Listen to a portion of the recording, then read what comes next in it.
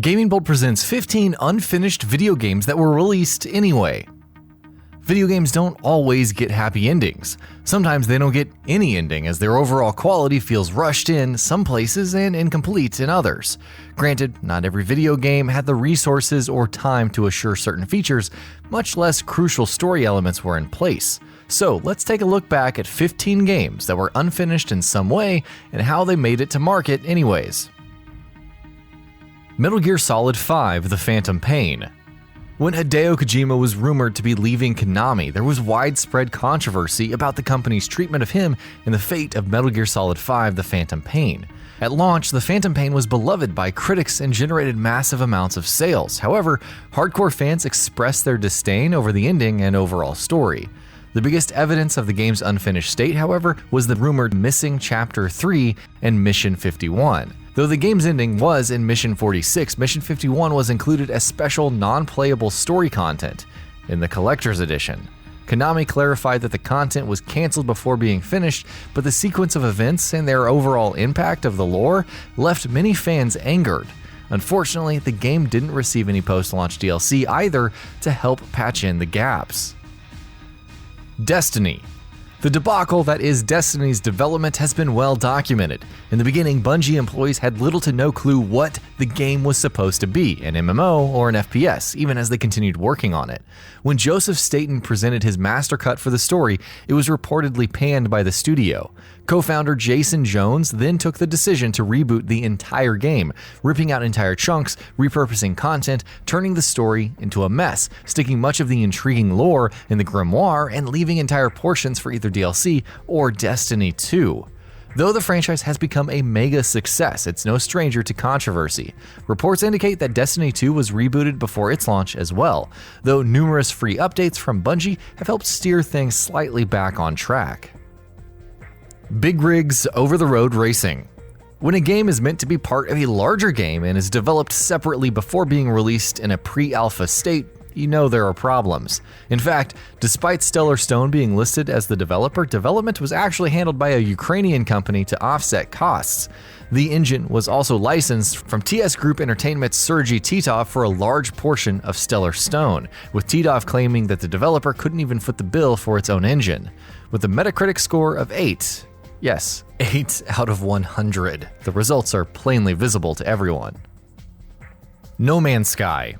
Arguably the most controversial release in recent years, Hello Games' No Man's Sky suffered from a number of features being absent on the day of release. Even though the missing multiplayer had stung players, the overall lack of polish for the game and its procedural generation, not to mention several underdeveloped concepts, led to No Man's Sky being vilified. Before the release of No Man's Sky Next, coming after numerous other expansions that introduced base building, rovers, and so on, Murray revealed that the team simply couldn't realize a number of concepts before release, multiplayer being one of them. Thankfully, despite a bad start, No Man's Sky has managed to bounce back in tremendous fashion. The War Z. Initially, The War Z had trouble securing a trademark for its name due to similarities with Paramount's World War Z film. Eventually rebranded as Infestation Survivor Stories, The War Z initially gained notoriety for baiting and switching consumers. Though it entered open alpha in October of 2012, it would release in full just 2 months later, missing numerous advertised features like multiple worlds, PvE content, private servers, and much more. This resulted in its removal from Steam, though Infestation Survivor Stories would later make it back. In the interval, The War Z continued to create controversy with pay-to-win microtransactions, censorship on the Steam forums, hacking of databases and official forums, and much more. Superman 64. A terrible game by every metric of imagination. Superman 64 was developed by Titus Interactive for 2 years. The final product was slammed for its poor visuals, repetitive gameplay, game-breaking glitches, and the list goes on. In an interview with YouTuber Proton John, producer Eric Kane later revealed that Warner Bros. And DC Comics placed several constraints on the overall design of the game. The extent of meddling was so severe that only 10% of the original design was used, though Kane did clarify that it was too ambitious for the N64.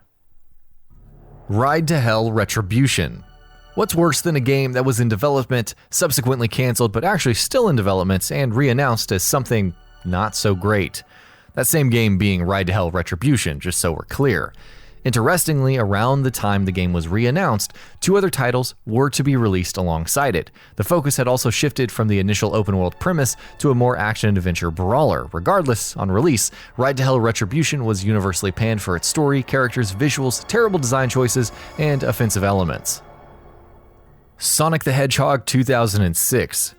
Snazzy CG cutscenes and the promise of Sonic on the 7th generation of consoles made Sonic 06 an intriguing concept. Unfortunately, the game quickly soured on players due to its numerous glitches, terrible camera, boring gameplay that didn't even focus on Sonic, and awful loading times. During development, Sonic 06 saw co-creator Yuji Naka resign, taking the heart and soul of the franchise out with the team. With the development team being split to work on Sonic and the Secret Rings for the Wii, rapidly approaching deadlines and limited resources pretty much sealed the fate of Sonic 06. Bubsy 3D. Though the first Bubsy is remembered for being a clone of Sonic the Hedgehog, it did have some kind of appeal. We're not sure what it was, but it was there. The next 2 games were relatively poor in sales, so when Bubsy 3D was happening, creator Michael Berlin wanted the game to be a fully 3D platformer. The problem was that in 1995, not many games had attempted this, and Berlin had no experience with 3D tools. The result was a game that paled in comparison to a similar title, Super Mario 64, while critics hated the overall speed, responsiveness, and controls. Berlin later noted that the game was his biggest failure, so it's hard to say whether more time and polish would have actually helped. Ultima 9 Ascension. When many people may comment EA bad for the publisher, they do so for a variety of reasons. Ultima 9 Ascension is one such reason, mostly due to the timing of its release. Nevertheless, this penultimate chapter had numerous issues through its years of development. Multiple versions were created through the years, numerous designers had departed the project, much of the team was assigned to work on Ultima Online, and so on. At one point, the story was rewritten entirely. Ultima 9 released to poor reviews, mostly due to its lack of continuity with the previous games, and numerous bugs inherent, and the franchise itself was killed off afterwards from poor sales. E.T. the Extraterrestrial. E.T. the Extraterrestrial is a terrible game with a hilarious legacy. Returned or unused copies being buried in the desert, video game market crash, you know the deal. However, there was no way its quality could have been better. After all, developer Howard Scott Warshaw was first asked to make the game on July 27, 1982, and production had to be wrapped by September 1st. Throw in technical limitations and a lack of audience testing, and it's obvious that E.T. was going to be something less than stellar. At one point, director Steven Spielberg saw Warshaw's overall design and wanted something akin to Pac-Man instead. Whether that would have resulted in a better game or not is really up in the air. Mass Effect Andromeda. Perhaps more uneven than actually unfinished, the original vision for Mass Effect Andromeda, as per reports, indicated something far greater. Of course, that vision included procedural generation, which the team dropped after about a year. From there, it was a constant battle of coordinating resources, trying to work with Frostbite, changing leaders, and so on, something that BioWare Montreal wasn't necessarily equipped for. Sure enough, Mass Effect Andromeda released and was ripped to shreds as a result. Halo: The Master Chief Collection. When the Xbox One first released, it was more or less reeling from the always-online DRM and always-on Kinect disaster that Microsoft first marketed it as. With Phil Spencer taking over as Xbox boss in 2014, the studio started to shift back towards games. In 2014, the company had a seemingly awesome trifecta of great releases for autumn, with Sunset Overdrive, Forza Horizon 2, and Halo: The Master Chief Collection. Unfortunately, on release, Halo MCC was plagued by disconnects, long matchmaking times, brutal glitches, and so on. Though 343 Industries released numerous updates, it ultimately had to tone down resources as Halo 5's release approached. In recent times, though, the developer had taken to improving the Master Chief Collection, taking feedback from fans and testing it thoroughly. Regardless, whether it was because of the task of managing several different games with several different engines at once, or the lack of proper testing, Halo: The Master Chief Collection was a train wreck at launch. Final Fantasy XV.